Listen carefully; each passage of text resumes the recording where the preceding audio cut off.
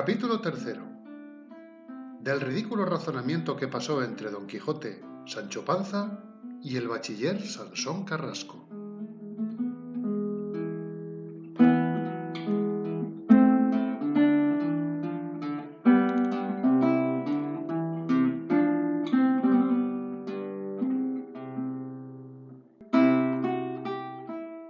Pensativo además quedó Don Quijote esperando al bachiller Carrasco, de quien esperaba oír las nuevas de sí mismo puestas en libro, como había dicho Sancho, y no se podía persuadir a que tal historia hubiese, pues aún no estaba enjuta en la cuchilla de su espada la sangre de los enemigos que había muerto, y ya querían que anduviesen en estampa sus altas caballerías.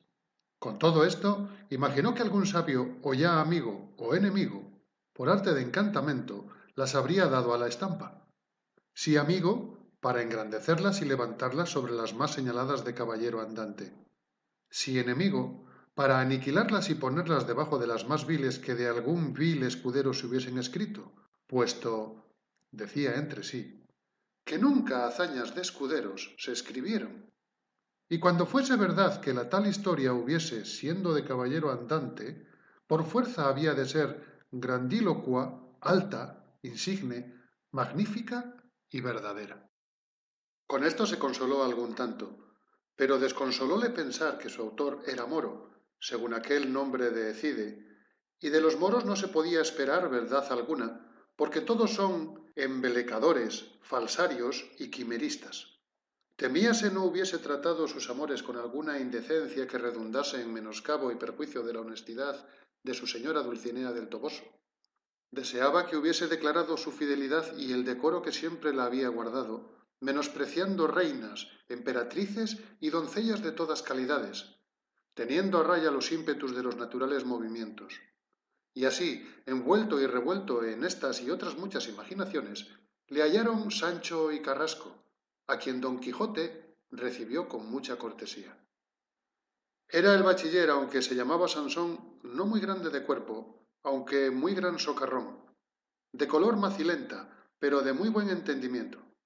Tendría hasta 24 años, carirredondo, de nariz chata y de boca grande, señales todas de ser de condición maliciosa y amigo de donaires y de burlas, como lo mostró en viendo a Don Quijote, poniéndose delante de él de rodillas, diciéndole: «Déme vuestra grandeza las manos, señor Don Quijote de la Mancha, que por el hábito de San Pedro que he visto, aunque no tengo otras órdenes que las 4 primeras, que es vuestra merced uno de los más famosos caballeros andantes que ha habido, ni aun habrá, en toda la redondez de la tierra.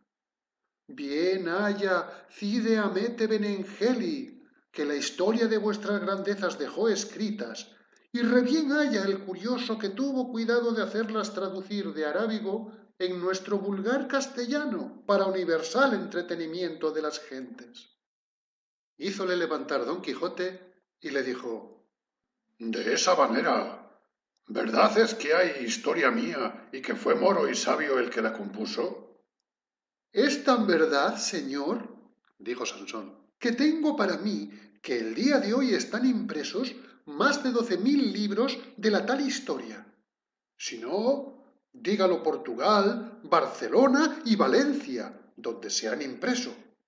Y aún hay fama que se está imprimiendo en Amberes. Y a mí se me trasluce que no ha de haber nación ni lengua donde no se traduzga». Una de las cosas que más debe de dar contento a un hombre virtuoso y eminente es verse viviendo andar con buen nombre por las lenguas de las gentes, impreso y en estampa. Dije con buen nombre porque, siendo al contrario, ninguna muerte se le igualará. Si por buena fama y por buen nombre va, sólo vuestra merced lleva la palma a todos los caballeros andantes, porque el moro en su lengua y el cristiano en la suya tuvieron cuidado de pintarnos muy al vivo la gallardía de vuestra merced, el ánimo grande en acometer los peligros, la paciencia en las adversidades y el sufrimiento, así en las desgracias como en las heridas, la honestidad y continencia en los amores tan platónicos de vuestra merced y de mi señora doña Dulcinea del Toboso. Nunca he oído llamar con don a mi señora Dulcinea, dijo a este punto Sancho Panza, sino solamente la señora Dulcinea del Toboso. Y ya en esto anda errada la historia. No es objeción de importancia esa, respondió Carrasco. No, por cierto. Pero dígame, vuestra merced, señor bachiller, ¿qué hazañas mías son las que más se ponderan en esa historia? En eso hay diferentes opiniones como hay diferentes gustos.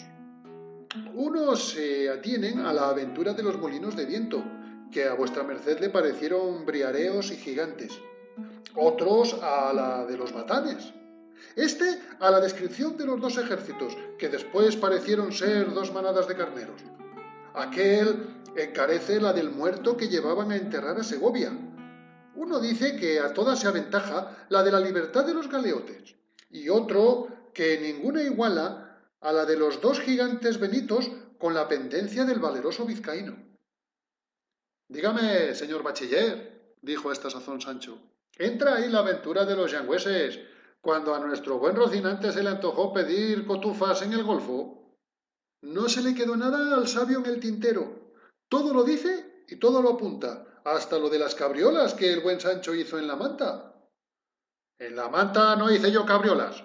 En el aire sí, y aún más de las que yo quisiera. A lo que yo imagino, no hay historia humana en el mundo que no tenga sus altibajos, especialmente las que tratan de caballerías, las cuales nunca pueden estar llenas de prósperos sucesos. Con todo eso, dicen algunos que han leído la historia que se les hubiera olvidado a los autores de ellas algunos de los infinitos palos que en diferentes encuentros dieron al señor Don Quijote. Ahí entra la verdad de la historia, dijo Sancho. También pudieran callarlos por equidad, pues las acciones que ni mudan ni alteran la verdad de la historia no hay para qué escribirlas si han de redundar en menosprecio del señor de la historia. A fe que no fue tan piadoso Eneas como Virgilio le pinta, ni tan prudente Ulises como le describe Homero. Así es, replicó Sansón, pero uno es escribir como poeta y otro como historiador. El poeta puede contar o cantar las cosas no como fueron, sino como debían ser, y el historiador las ha de escribir no como debían ser, sino como fueron, sin añadir ni quitar a la verdad cosa alguna. Pues si es que se anda a decir verdades ese señor Moro, a buen seguro que entre los palos de mi señor se hallen los míos, porque nunca a su merced le tomaron la medida de las espaldas que no me la tomasen a mí de todo el cuerpo. Pero no hay de qué maravillarme, pues como dice el mismo señor mío, del dolor de la cabeza han de participar los miembros. Socarrón sois, Sancho. A fe que no os falta memoria cuando vos queréis tenerla. Cuando yo quisiese olvidarme de los garrotazos que me han dado, no lo consentirán los cardenales, que aún se están frescos en las costillas. Callad, Sancho, y no interrumpáis al señor bachiller, a quien suplico pase adelante en decirme lo que se dice de mí en la referida historia. ¿Y de mí? Que también dicen que soy yo uno de los principales personajes de ella. Personajes, que no personajes, Sancho amigo. ¿Otro reprochador de voquibles tenemos? Pues ándese a eso y no acabaremos en toda la vida. Mala me la dé Dios, Sancho, si no sois vos la segunda persona de la historia, y que hay tal que precia más oíros hablar a vos que al más pintado de toda ella, puesto que también hay quien diga que anduvistes demasiadamente de crédulo en creer que podía ser verdad el gobierno de aquella ínsula ofrecida por el señor Don Quijote que está presente.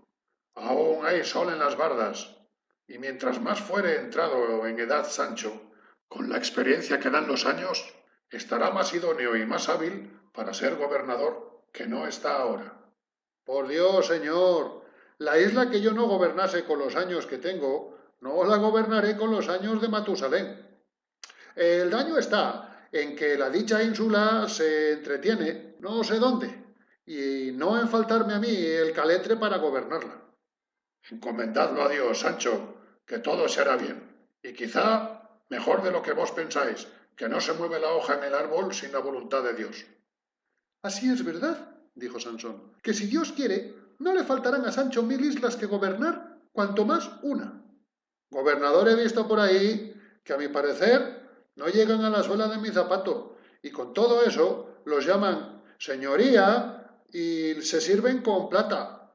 No, no, no, esos no son gobernadores de ínsulas, sino de otros gobiernos más manuales, que los que gobiernan ínsulas, por lo menos, han de saber gramática. Con la grama bien me vendría yo, pero con la tica ni me tiro ni me pago, porque no la entiendo. Pero dejando esto del gobierno en las manos de Dios, que me eche a las partes donde más de mí se sirva, digo, señor bachiller Sansón Carrasco, que infinitamente me ha dado gusto que el autor de la historia haya hablado de mí de manera que no enfadan las cosas que de mí se cuentan. Que a fe de buen escudero, que se hubiera dicho de mí cosas que no fueran muy de cristiano viejo como soy, que nos habían de oír los sordos. Eso fuera hacer milagros. Milagros o no milagros. Cada uno mire cómo habla y cómo escribe de las personas y no ponga a trochemoche lo primero que le viene al magín. Una de las tachas que ponen a la tal historia es que su autor puso en ella una novela intitulada El curioso impertinente. No por mala ni por mal razonada, sino por no ser de aquel lugar ni tiene que ver con la historia de su merced del señor Don Quijote. Yo apostaré que ha mezclado el hideperro berzas con capachos. Ahora digo que no ha sido sabio el autor de mi historia, sino algún ignorante hablador, que a tiento y sin algún discurso se puso a escribirla, salga lo que saliere, como hacía Orbaneja, el pintor de Úbeda, al cual, preguntándole qué pintaba, respondió, lo que saliere.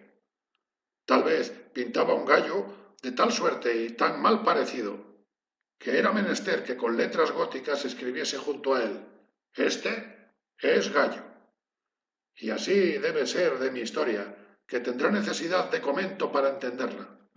No, no, eso no, porque es tan clara que no hay cosa que dificultar en ella. Los niños la manosean, los mozos la leen, los hombres la entienden y los viejos la celebran. Y finalmente es tan trillada y tan leída y tan sabida de todo género de gentes, que apenas han visto algún rocín flaco cuando dicen, ¡ja! Allí va Rocinante. Y los que más se han dado a su lectura son los pajes. No hay antecámara de señor donde no se halle un Don Quijote. Unos le toman si otros le dejan. Estos le embisten y aquellos le piden. Finalmente, la tal historia es del más gustoso y menos perjudicial entretenimiento que hasta ahora se haya visto, porque en toda ella no se descubre ni por semejas una palabra deshonesta ni un pensamiento menos que católico. A escribir de otra suerte no fuera escribir verdades sino mentiras, y los historiadores que de mentiras se valen habían de ser quemados vivos como los que hacen moneda falsa. Y no sé yo qué le movió al autor a valerse de novelas ni cuentos ajenos, habiendo tanto que escribir en los míos. Sin duda se debió de atener al refrán de paja y de heno, etc. Pues en verdad que en solo manifestar mis pensamientos, mis suspiros, mis lágrimas, mis buenos deseos y mis acometimientos, pudiera hacer un volumen mayor o tan grande que el que pueden hacer todas las obras del tostado. En efecto, lo que yo alcanzo, señor bachiller, es que para componer historias y libros, de cualquier suerte que sean, es menester un gran juicio y un maduro entendimiento. Decir gracias y escribir donaires es de grandes ingenios. La más discreta figura de la comedia es la del bobo, porque no lo ha de ser el que quiere dar a entender que es simple. La historia es como cosa sagrada, porque ha de ser verdadera, y donde está la verdad, está Dios en cuanto a verdad. Pero no obstante esto, hay algunos que así componen y arrojan libros de sí como si fuesen buñuelos. No hay libro tan malo que no tenga algo bueno. No hay duda en eso, pero muchas veces acontece que los que tenían méritamente granjeada y alcanzada gran fama por sus escritos, en dándoles a la estampa, la perdieron del todo o la menoscabaron en algo. La causa de esto es que como las otras obras impresas se miran despacio, fácilmente se ven sus faltas y tanto más escudriñan cuanto es mayor la fama del que las compuso. Los hombres famosos por sus ingenios, los grandes poetas, los ilustres historiadores, siempre o las más veces son envidiados de aquellos que tienen por gusto y por particular entretenimiento juzgar los escritos ajenos sin haber dado algunos propios a la luz del mundo. Eso no es de maravillar, porque muchos teólogos hay que no son buenos para el púlpito y son bonísimos para conocer las faltas o sobras de los que predican. Todo eso es así, señor Don Quijote. Pero quisiera yo que los tales censuradores fueran más misericordiosos y menos escrupulosos sin atenerse a los átomos del sol carísimo de la obra de que murmuran, que si aliquando bonus dormitat humerus consideren lo mucho que estuvo despierto por dar la luz de su obra con la menos sombra que pudiese, y quizá podría ser que lo que a ellos les parece mal fuesen lunares, que a las veces acrecientan la hermosura del rostro que nos tiene. Y así digo que es grandísimo el riesgo a que se pone el que imprime un libro, siendo de toda imposibilidad imposible componerle tal que satisfaga y contente a todos los que le leyeren. El que de mí trata, a pocos habrá contentado.